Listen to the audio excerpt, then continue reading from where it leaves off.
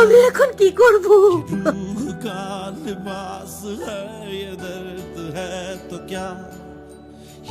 আরে মা কাঁদতে কাঁদতে ঘরে থেকে যাচ্ছে কেন? আমার সবকিছু শেষ হয়ে গেছে।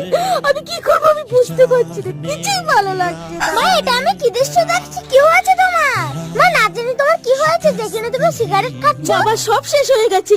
আমার এই হাত দিয়ে মন্দিরের 16 লাখ টাকা চিন্তায় হয়ে গেছে। আর এত বড় টেনশন আমি মাথায় নিতে পারছি না। না তোমার টেনশন মানে তো আমারই টেনশন। দাও আমিও টেনশন মুক্ত হই। না বাবা, আমি বেঁচে থাকতে তোকে এসব চাইবাস আমি খেতে দেবো না। মা তাহলে তুমি কি করে ভাবলে আমি বেঁচে থাকতে তোমাকে এসব সাইবাস খেতে দেবো? শোনো আমাদের জমি জায়গা যা কিছু আছে ওগুলো বিক্রি করে দিলে 16 লাখ টাকা হয়ে যাবে। আর আমি কখনোই চাই না আমার মা 16 লাখ টাকার জন্য চোর নাম পাক।